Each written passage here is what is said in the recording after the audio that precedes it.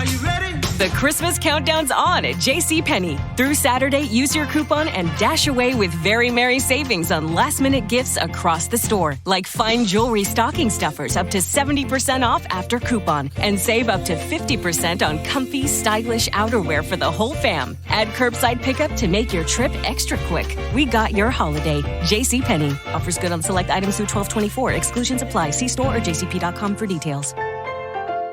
This holiday, whether you're making a Kroger Simple Truth turkey for 40 or a Murray's Baked Brie for 2, Kroger has fast, fresh delivery and free pickup, so you can make holiday meals that bring you all together to create memories that last. Kroger, fresh for everyone. Free pickup on orders of $35 or more. Restrictions may apply. Choose from a great selection of digital coupons and use them up to 5 times in one transaction. Check our app for details. Kroger, fresh for everyone.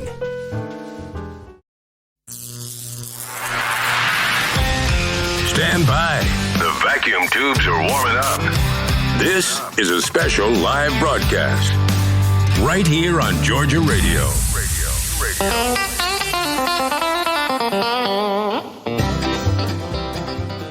Well, good evening.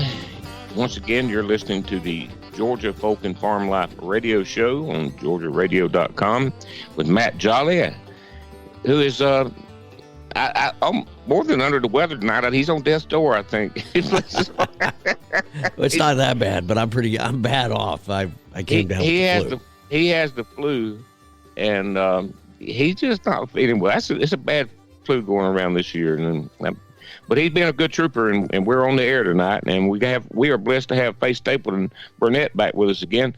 It's always a great show when we have Fay. Thank you, Fay, for joining us. You there? Yes, it's my pleasure to be here. Is it cold and raining where you are? It's cold, but not as cold as it's gonna be. So yeah, it's been dreary all day long up here outside Elberton, Georgia. Well, you're way north of us, way up there where it's going to get rough. I mean, we're going to have some really. I know other people in places laugh when we talk about, but we're not used to this now. Years ago, when we were young, they, before global warming, man-made global warming, quote, took effect, we used to be a lot colder. We experienced a lot of cold like this, but this week we're going to have temperature in the teens and wind chills around zero, which is pretty miserable. I don't care where you are or who you are. That's pretty miserable. That's right. You're right. And so that's what I thought we would talk about tonight is cold weather. And, without me even saying, Wade, I'm going to talk about Georgia history in some way or another. That's right. Well, when we talk, that comes to mind, I think about the blizzard, not just snow, but it was we had a blizzard in 1973, the second week in February 1973. Now, I was 15, I think then, 14, and I was singing with the First Baptist Church Youth Choir in Swainsboro, known as the Good News Company. We went to singing convention or I think we were at Rock Eagle at the 4-H youth camp and for competition and it was not supposed, the weather forecast did not predict really rain or snow, and we left Swainsboro on the church bus and a van, and we headed up through Wrightsville that way, and it started raining and it got colder and colder and it started freezing and it started snowing, and we got to Rock Eagle and we had snowed all day and all night. Next day, a lot of the choirs left. The only choirs that couldn't get home was us from Swainsboro and the youth choir from Montezuma. And some of the staff at the camp there stayed and cooked for us and helped keep the place open. And we had a ball. It was a fun time. But it was like 18 to 24 inches of snow in our part of Georgia and south of us. When we have the coldest weather or the most snow is when we have cold, dry air from the north running into moisture from the Gulf. When we have fronts that come in that would have moisture that come in from the west or the northwest, they usually hit warmer air and we don't get snow. But when that happens, it usually starts from the south and moves up, start in Florida, South Georgia, and move up into Georgia. And we've had that happen another time or two. But where were you that year, Fay, that week? I think I was just in Metter. because we hadn't graduated from high school yet. Right. I think I was just at home and met her. But what I wanted to mention too, Wade, there was a time in history when if you didn't want to create controversy, you could just avoid talking about religion and politics. And before social media. Yeah, and talk about the weather. Weather was a non-offensive topic back in the day, but now if you bring up the weather, it's going to bring up climate change, and then you get into all kind of trouble. But that being said, I'm going to venture into weather. Well, let me interrupt you, and that's what I do. Yes. Mark Twain, one of his famous quotes was, "Everybody complains about the weather, but nobody does anything about it." You're right. Well, I have some questions for you, Wade, and you're not allowed to do an internet search. I just want your best guess at this. Well, you don't have to worry. I couldn't keep it all on the screen and do that at the same time. It could be done, I'm sure, but I don't know how to do it. So good. All right. Here's my first question. What is Here the my coldest... hands in front of my face right now. Okay. What is the coldest temperature ever recorded in Georgia? Probably 10 below. Okay, you're very close. It was 17 degrees below. Can you guess what year it was? Just give me a guess. 1901. 1940. Can you guess what county or what area of the state? Brasstown Bald up there. Well, it said it was in Murray County near Chatsworth, and it's an area known as the Pocket because of the way that the geography and the topography come together there. And so I just thought that was interesting. Minus 17 degrees. That's pretty cold. Yeah, and that wasn't wind chill. That was actual temperature. You hear Conway barking? Yes. He's looking at his reflection in the stove, and he does that now and then, and so he chose a good time to go over there and bark at himself. That's okay. But I love it. It's not real bright, but go ahead. That's okay. I wanted to look back at another, this is going to be a pretty cold spell that we're having coming in the next few days this weekend. But if I want to look back at a historic cold spell, which was in the late 1800s, 1885 to 1888, in the winter of 1886 to 87, it was known as the Big Die-Up, as in die, as in dead. Instead of talking about a cattle roundup, they called it a cattle die-up because out in the Midwest, they lost so many herd of cattle. And that basically changed the way that cattle were the industry forever, because before that, they just let them have free range and go around. And they lost so many. That was the end of that with the cowboys in 18. Yeah. That's sad. Now, hey, what year was it when it was the year after the volcano erupted there in the Pacific?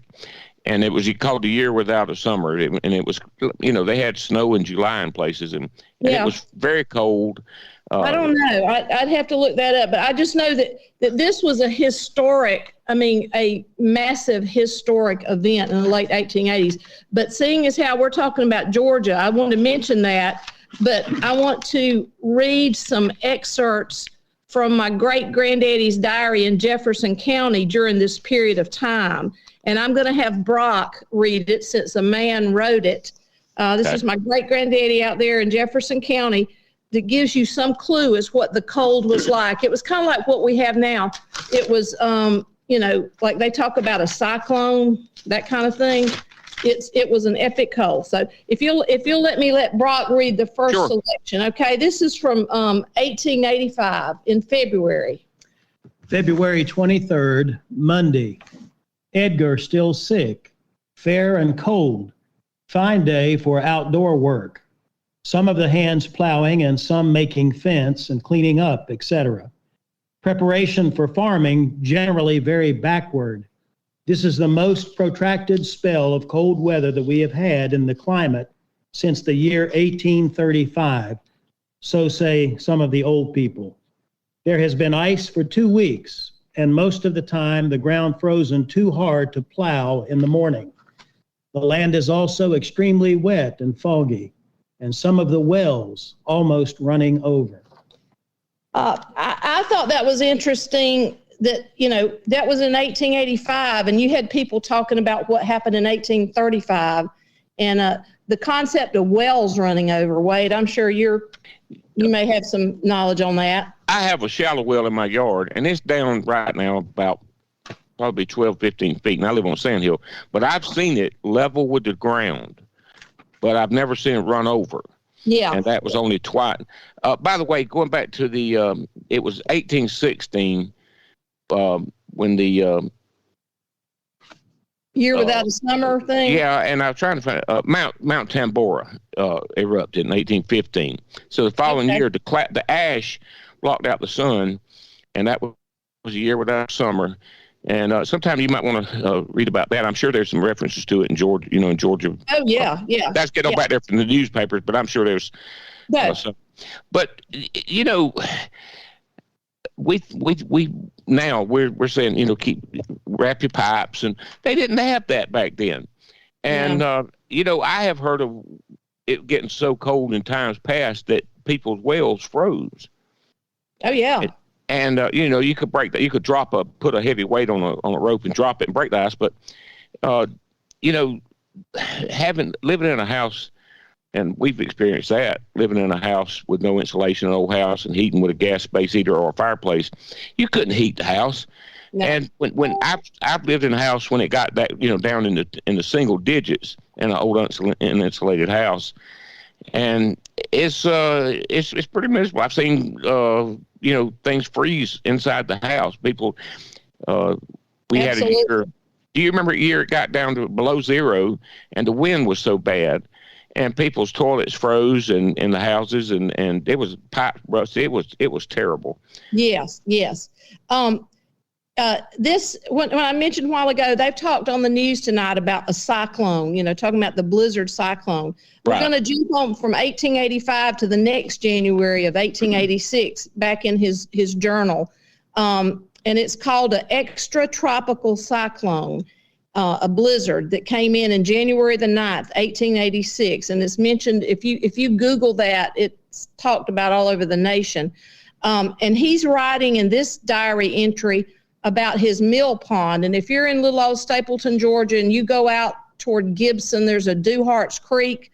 That's where the mill pond was. And there's also reference in the newspapers of the Ocmulgee River in Macon. It's frozen so hard that men were walking on it. Wow. That's amazing. It is. Okay, now here's Brock again. He's going to read the part that my great-granddaddy. Okay, Brock. January the 8th, Friday, family up.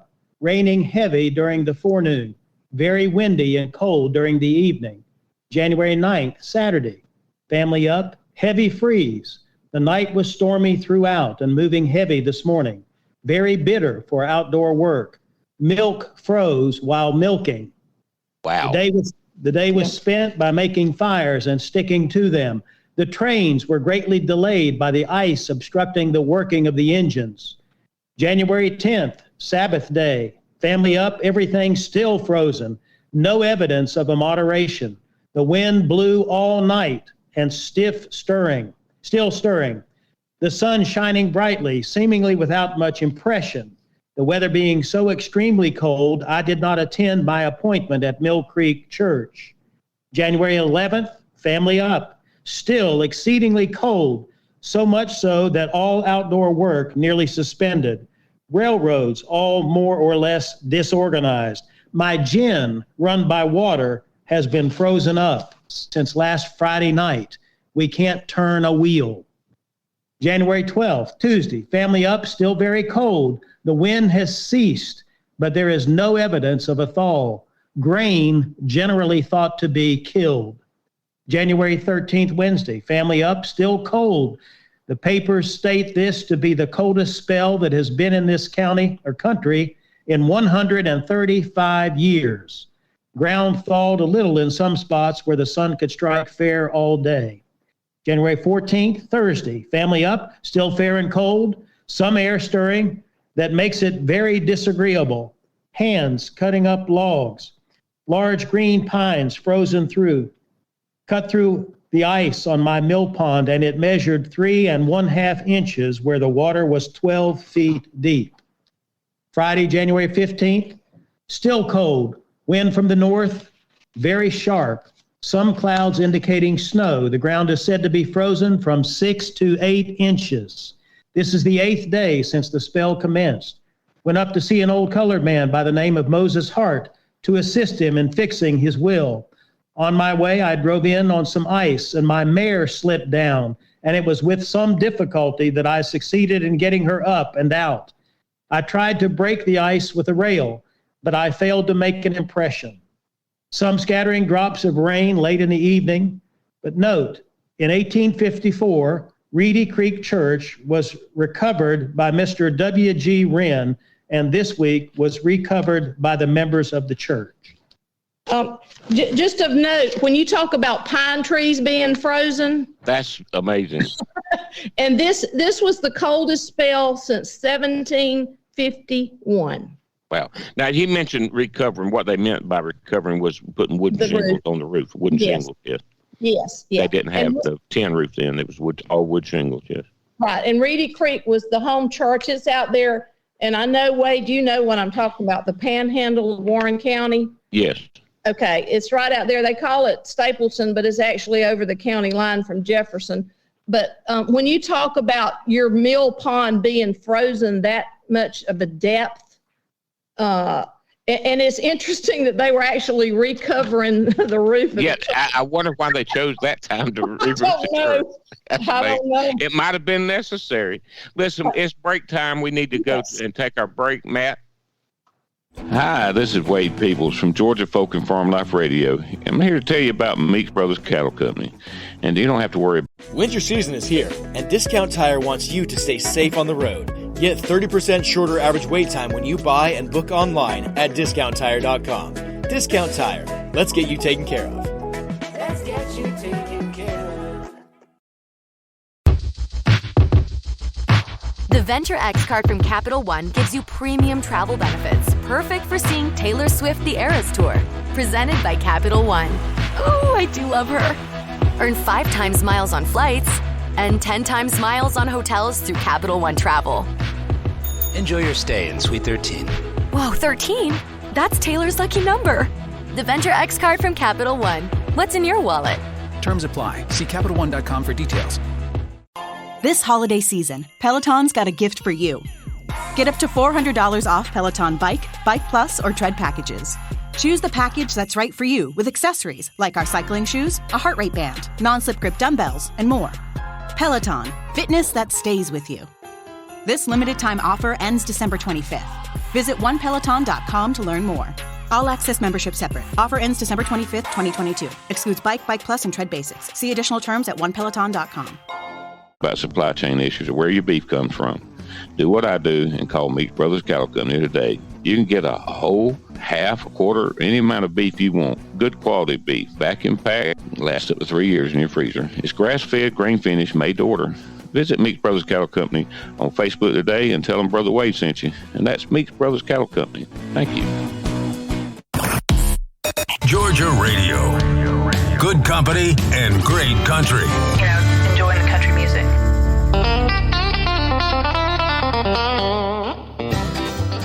Well, you're still with us. Thank you for joining us. You're listening to the Georgia Folk and Farm Life Radio Show, brought to you by Meeks Brothers Cattle Company, which, by the way, and I need to record a new ad. They have added 25 and 50-pound boxes of beef packages that if you want to buy smaller amounts, and it's wonderful. It's a great deal. And they have a new website. I hope it's up. It was supposed to be, and I hadn't checked before tonight, and I should have. But if it's not, it should be. But check their website. They've got that makes finding out about their products and ordering much easier. So, yeah, well, we're here with... What's the website, Wade? I'm not sure. Don't ask me technical questions like that. Yeah. All right, we'll check. Yeah, we'll check, and we'll get that. We'll post about that on the Facebook group there, Georgia Folk and Farm Life.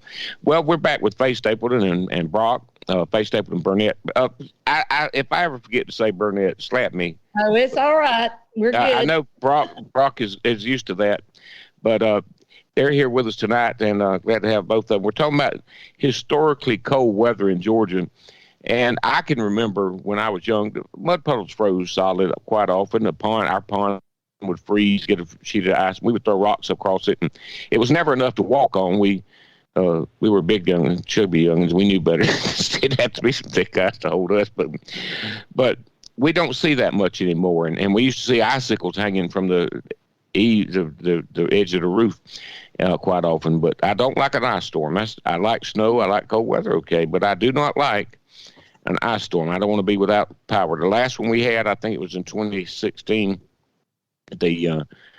I was without power from Tuesday morning to Sunday night, and it was miserable. So, yeah.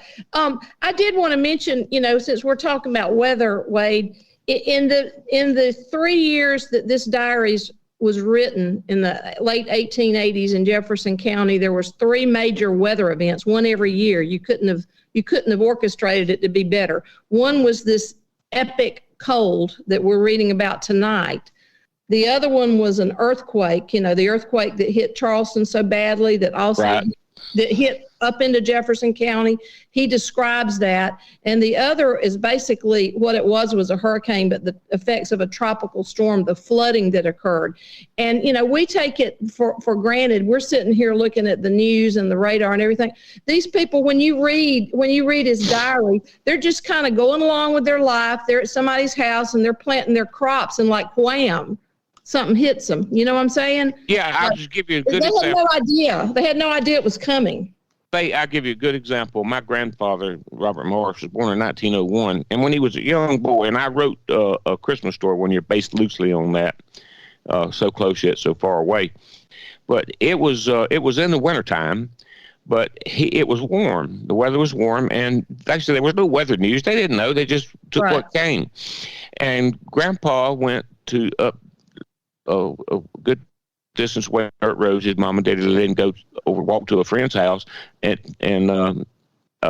spend the night. And he went barefoot and short sleeves and shorts on, no shoes or socks. And when he got there, the weather just started turning cold, and it started snowing, and it snowed heavy. And Grandpa couldn't even go out and enjoy because he didn't have any shoes, and they were all poor folks, and those kids didn't have any spares, for him to. He had just sit out and watch his buddy and his brother playing in the snow, and it was 3 days before his daddy could come get him, and get over there and get him. And they had no phones, no communication. He was well taken care of, but he said he sure wanted to go play in that snow, but he couldn't. But that's the kind of surprise that weather was back then. Well, the weather events were surprises, but I will also say that when you read his entries in his journal, the date that these weather events occur, if he'll quote, he got the Augusta Chronicle, and so he'll quote what the newspaper said about it within a day or two. And the news of the earthquake in Charleston, you'd be surprised how quickly it spread to these, into the newspapers. You can correlate what he's talking about with what's in the press back then. So that almost amazed me that some little podunk town in the middle of nowhere would actually find out what was going on fairly quickly after the fact. When the telegraph and the railroad made a big difference. Yes. But talking about weather and what people, you mentioned cyclone. Yes. People did not use, rural people, and even in my grandparents' day, did not know the term hurricane. They would say a cyclone came through. Yeah. And they would use the same term sometimes for a tornado. They didn't use the term tornado very often. It was a twister or a cyclone. And a big cyclone would be a hurricane, or a small cyclone would be a tornado. And they didn't use those terms. But cyclone is something we rarely use today, but it was a very common term to describe weather events then. It was. And something you may know, Wade, and I'm sure you probably do, but when you're reading his journal, because he was also a farmer, and they would plant corn, back when there was ice on the ground, and they would be out there planting their corn. And I can't remember, is it so that it would try to get it up before all the birds would come? Do you remember why they planted so early when it was still icy? I'm not sure. That's what I'm going to have to say. I'm not sure about that. Look, somebody knows, because that's when they plant corn. Every year it would be ice on the ground, and you would have freezing weather and ice like end of March. I mean, back in this diary, I'm amazed at how much This was a protracted period of cold, and there was also extreme. I think you've heard me talk about this before, Wade. In 1873, there was a man who wrote a very intelligent scientific article in the Milledgeville newspaper talking about climate change, the extreme cold. They were going into instead of global warming, it was global the ice age. Yeah. Yes, it was the ice age. And he was attributing, and he had a very excellent explanation, it was the railroad tracks causing it. We laugh at it, but I mean, what he said was very scientific and it made perfect sense. But he was an anti-railroad man, because he said that it was messing with the wind currents and it was creating these big events. That's funny. Yeah, it is. And he signed it anti-railroad. There was some funny beliefs about weather. When people when they settled the lands west of the Mississippi and Kansas and Nebraska, and then when they moved on, those were good farmlands. They moved on further west into some more arid regions. That sometimes they got rain, sometimes they didn't. You could have, a good crop year, but then it might be several years of basically drought. That was normal for that region. In fact, the range was abnormal. Yeah. But there was a belief that, and real estate people, these land speculators, love to say that rain followed the plow. They believed that if you went out there and plowed the land, the rain would come. That's what they didn't understand the science of it, and they wanted to sell land to these poor people that would basically it's going to be a dust bowl. But rain followed the plow. That was a common belief back then. So you build it, and it was like that. Build it, and they will come. Plow it, and the rain will come. Yes, and I know we're fixing to close in on the end of the show, so I'm going to skip on over to the end. The last. This was, since we're coming up on the end of the year, Wade, and I probably won't be with you again before the end of the year, I guess. So anyway, this diary is leading up to his death. He died about 2 months after this next entry. This was on New Year's Eve. To me, New Year's Eve always brings to mind looking back and reflecting. So I'm going to let Brock read December 31st on 1887, which was about 2 months before he died. Family all up, but I am quite feeble. 1 year ago, I had but little hope that I would live to see the close of another year, but the good Lord has seen fit to preserve me, and I am still alive, but nothing more than a skeleton. Thousands have died during the present that were young, stout, and strong, while the old and afflictive have been spared. God's ways is not man's ways. So I thought that was That's touching. He was a very pious, religious, stalwart Christian man, and it reflected in most of his writings, wasn't it? In his actions. Yes. He was a very philanthropic man. He was fairly well off, but he did spend a lot of his treasure and his time helping others.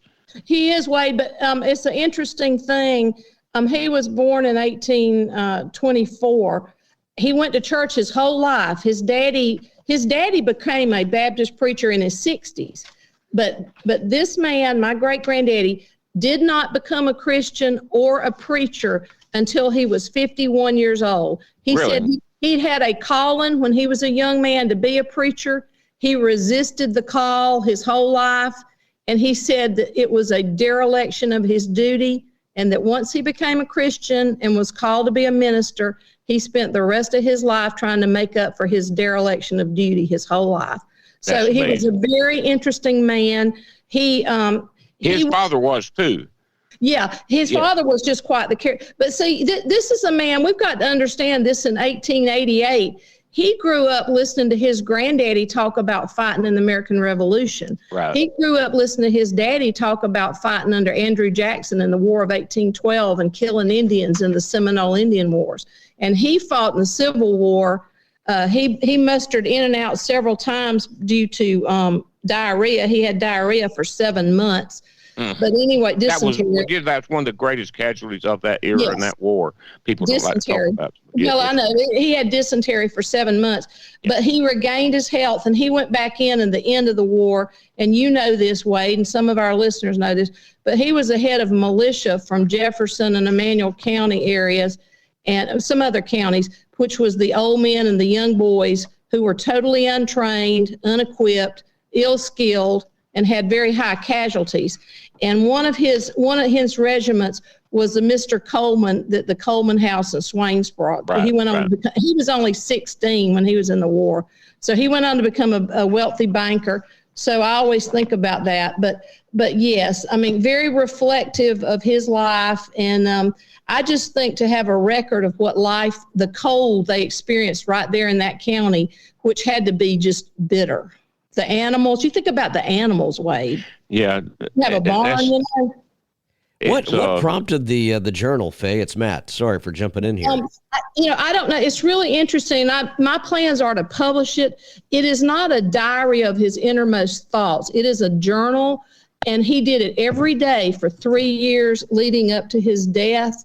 And what's interesting, he writes it to someone who doesn't know what he's talking about, because he will explain what things are. So whoever his target audience was somebody that didn't live there and didn't know what was going on. It was his progeny, probably, later that he was unknown, unknown. Well, I guess so. And I think he knew he was dying. But I will say that having experienced the death of his mother at a young age, the death of a wife, he had 4 children that died. He went off to war and saw massive casualties. There is absolutely no hint of depression or PTSD or anything else, which I find remarkable. And I can only attribute that to his faith, because I'm going to have Brock read the very last entry before he died, and then I'll sign off. Here it is. January 23rd, Monday. All up.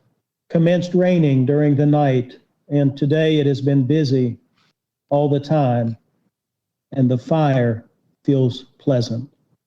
The last word he wrote was pleasant.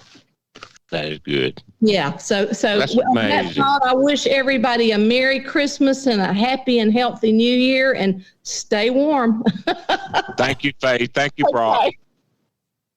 You're welcome. Yes, anytime. Wow. Merry Christmas. There you go. Great show, everybody. Enjoyed listening in tonight.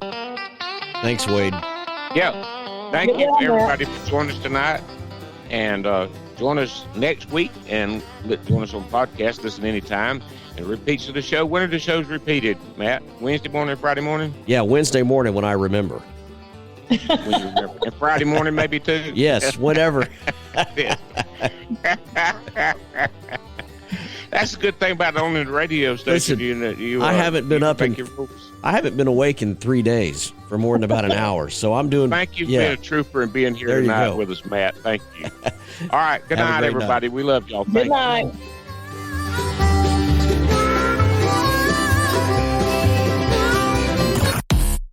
Georgia Radio.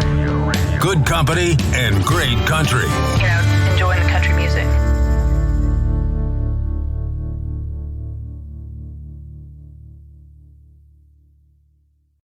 Whether it's Kroger's Simple Truth Turkey or mac and cheese with Murray's English Cheddar or pie made with fresh Cosmic Crisp apples, there are many dishes we look forward to sharing during the holidays. And Kroger has all the fresh ingredients you need to turn today's holidays into tomorrow's memories. Kroger, fresh for everyone. Choose from a great selection of digital coupons and use them up to 5 times in one transaction. Check our app for details. Kroger, fresh for everyone. Wingstop's doing what they do best, taking flavor to the next level.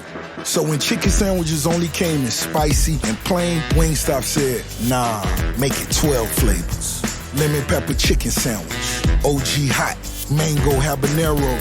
You get the picture? Every famous Wingstop flavor, now on a new Wingstop chicken sandwich. Try all 12 and find your favorite at Wingstop, where flavor gets its wings.